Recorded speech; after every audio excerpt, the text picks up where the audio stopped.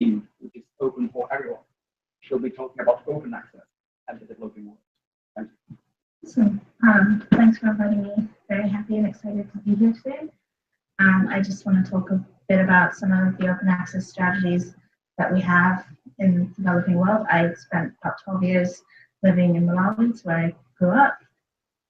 So I've had the opportunity to work in science there, as well as working in science in the UK. So a little bit about where I come from. So Malawi is a small country in Southeast Africa. It's about 17 million people, and with a young population, about 75% of people are age 30 and younger. We have quite good scientific involvement. So it's been quite a big priority for the country and the government. We spend quite a large proportion of our GDP on R&D compared to other countries of a similar economic size. And Malawian scientists often tend to publish in fairly mainstream journals. So they're producing good science that is of good quality and kind of being widely accepted. My sort of involvement in issues of STEM in Malawi and other African countries is kind of advocating for increasing the access of women and women's involvement in STEM. So kind of thinking about how those issues relate to issues of open access. And one of the things that I keep coming back to is mentorship is key.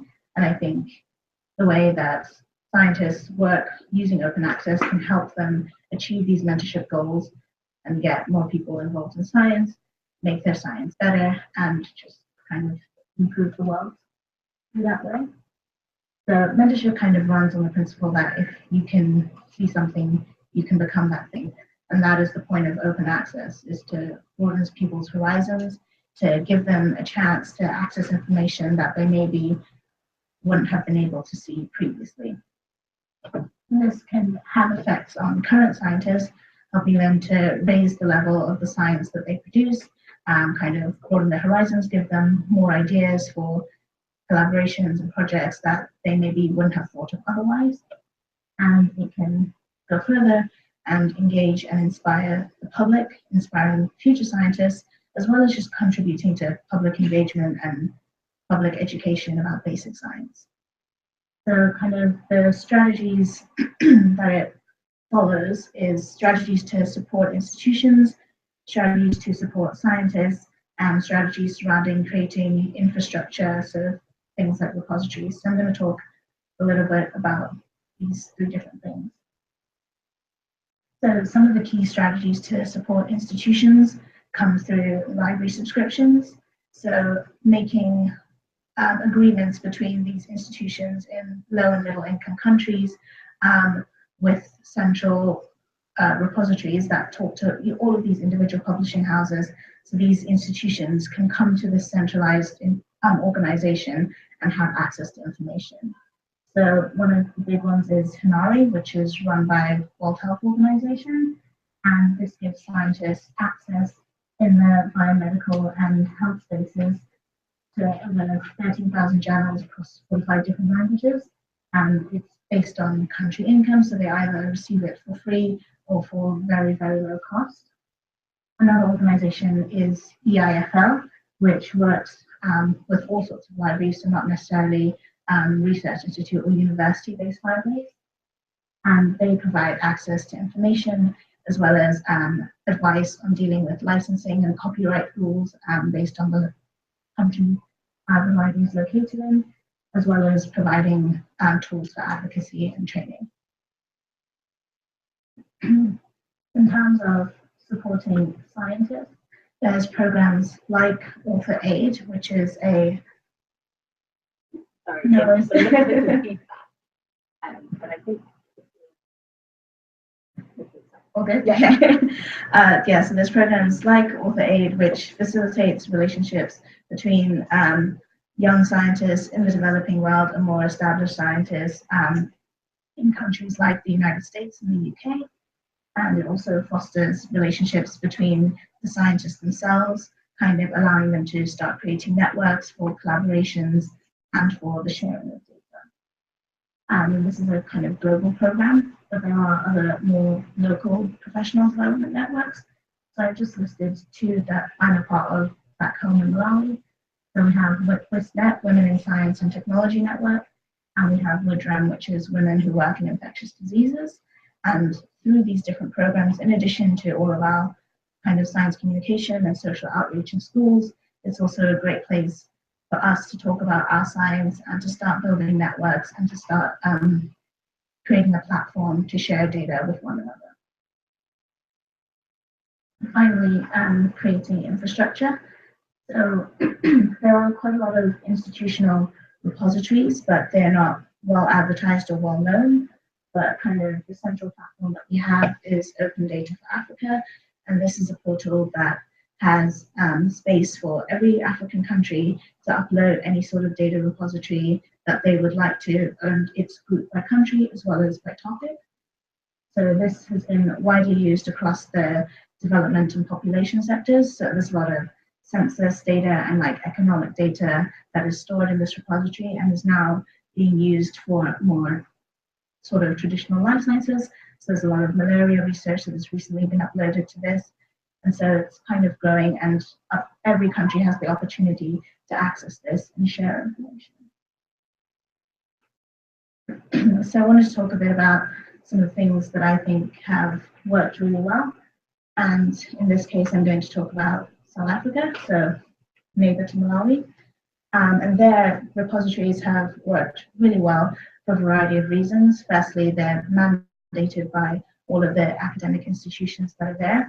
And secondly, and more interestingly to me, is open access was not pitched as something foreign or invasive or new. It was pitched as something that is our responsibility and is part of our culture. So we have a concept called Ubuntu, which is about living together, working together in harmony and collaboration. And this kind of idea was brought into the workplace to say open access and following these open access protocols means you're living by this cultural code, which people live by anyway. So it kind of helped to foster the adoption of open access practices.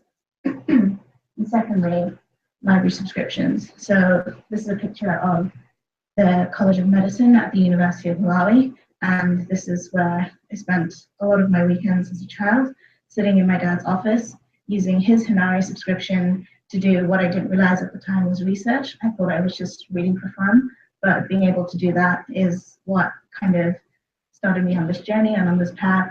And maybe I didn't understand everything that I was reading, but here I am now, maybe I understand it more. So as for where we can go, I think we've talked about some of these in Sierra's talk, so ease and affordability of publishing. And I think there was one article that I read recently, which I found kind of encouraging and something to kind of bind the community, is where some journals have trialed a pay what you want system. And in this case, 85% of the authors who were asked to pay what they want did actually contribute finance and contributed enough finance to sustain the journal. So it's just kind of to inspire publishers that researchers do want to pay. They will happily pay for services to get our work out there. Another thing that I think is important to address, and I think a lot of people have been addressing recently, is issues of unconscious bias. This often disproportionately affects minorities, but I think the introduction of things like double-blind review in certain journals will be very helpful and important to this. And the next step is obviously to look at ways to reduce this in the editorial process so that the articles can actually make it past that first door and get to these reviewers. Another thing that I think is really important is to cater to our local strengths and issues. One size really does not fit all. There's not going to be one blanket solution. And as I mentioned previously, in South Africa, working with the culture made it a lot easier to adopt these practices. So going into local situations, finding out what research is most meaningful and impactful to them, and being able to help them investigate and communicate these ideas will make it a lot easier to adopt these practices. Another thing that will be really important is to Consolidate Our Data. So a lot of these repositories that I mentioned, while they are in one central location where African scientists know where they are and they can go and access them, they haven't been put on more global repositories. So kind of removing this fragmentation of having bits of data in lots and lots of different places and trying to get people to adopt and come together to put their data in a more central place is going to make it a lot easier for everyone to be able to use and have access to this. And finally, probably most importantly for me, advocacy, which is why I'm super happy to be here, because I think events like this are awesome, and the more we talk about it, the more it gets out there, the more people can join us, and yeah, we can continue to make a difference. Thank you very much.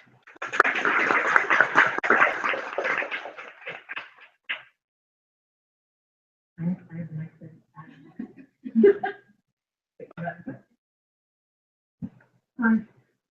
I was intrigued about the open data and how things get in there. So is it things that people would deposit into that repository and their institutional or local repository? Or yes, so it's you can do publications, or you can do like qualitative and quantitative data, and you kind of upload either what you published somewhere where you have the copyright access to republish it to a repository, or you can publish your data set. So it's used for a lot of things like censuses, so all of that information about the demographics of different populations, that's stored there as well. And it's divided by country. So every country has their own portal where you can upload things. And then once they're in there, they're categorized by topic. So people coming in to look for stuff and say, oh, I'm interested in agricultural data, or I'm interested in economic data, and then search the repository with that. Yeah. Can you tell us a bit more about the pay what you want system? I was quite intrigued about how you said that. Could you elaborate more in terms of? Yeah. So it was trialed with, it was a very small report, trialed with a few journals, where the journal went to the authors and said, this is sort of the standard publishing fee to publish an article with us, pay us what you think is kind of right to pay. And so they did this across different countries, so high, low, and middle income countries. And basically they got back most of the sort of higher income countries paid the fee that they were asked to pay. And I think a couple of authors even paid double what they were asked to pay. And then even the low and middle income countries kind of paid what they thought was a reasonable discounted rate. I think there was only a case of about 4 authors who declined to pay at all, but they didn't kind of elaborate on their circumstances. So I'm not sure whether they were high or low income countries. And you mentioned that was sustainable. You mentioned that that was sustainable, right? Yeah, so they tried it with a network of journals. So they tried it in a couple, and then they've added more, and the feedback has been positive that they've made costs, especially if you have some people who pay double, and if everyone is paying something. Right. Thank you. Any other questions? Yeah.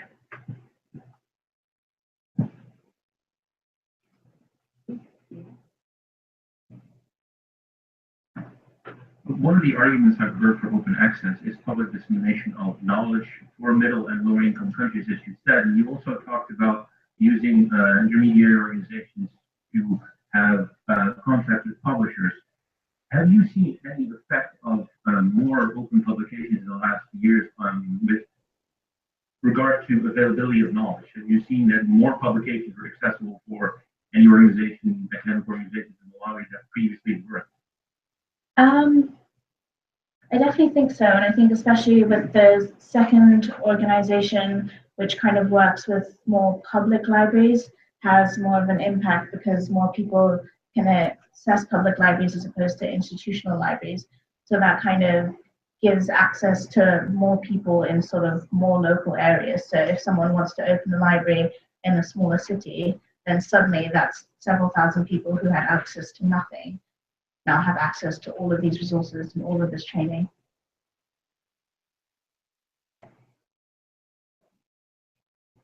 I kind of like to follow up on that question actually. I'm really interested in Hanawi. Hanawi's specifically because I know in Peru has a very unfortunate situation where, as a country, they're now too wealthy to get what they previously had qualified for through Hanami, and that's a huge problem. So, in the long term, do you think things like Hanami are a good solution? I think it's a way to get the foot in the door and to give some sort of access. And I think the WHO has realized that this may or may not be sustainable. So even though they say that if your GDP is above a certain level, I think they've now kind of put in a caveat to say in some situations it may be open to be discussed. But if other organizations like EIFL can look at things that, like what Hinari does, and then be like, okay, we can be a private provider of these services that you did have. I mean, these are just two of many, if you kind of search for these sort of institutions that help people get access to libraries. And I'm sure people will see that this is a fundamental way to help people get access. And if the WHO can't provide it, someone else will. Thank you. Yeah.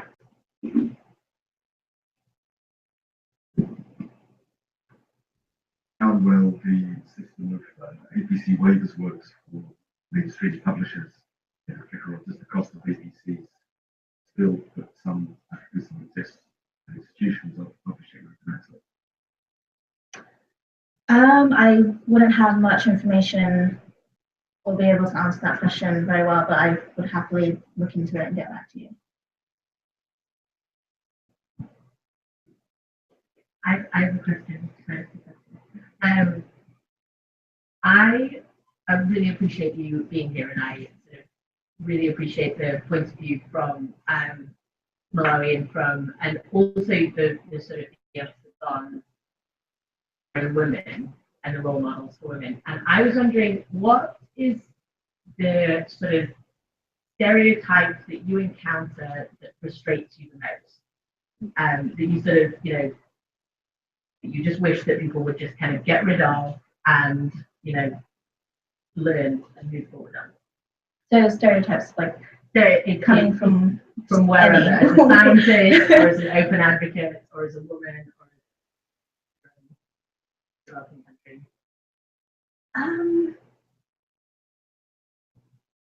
Yeah, I think the stereotype that maybe frustrates me kind of comes from me talking about how not one size fits all and not all solutions are going to be applicable. And I think it's definitely something that I think about, where if I look at the problems I would like to research, they're not necessarily problems that will get you those high impact / globally cited papers, but they're very worthwhile issues. And I think the stereotype that what has worked outside is going to work in these countries, and that we should just kind of and apply them and not think of new and innovative solutions for a local context. I think that's probably the most frustrating thing. That's really good. Does anyone have any other questions? I think we're going into a coffee break. Is that right? Yes. So could you all say thank you very much, Fergus?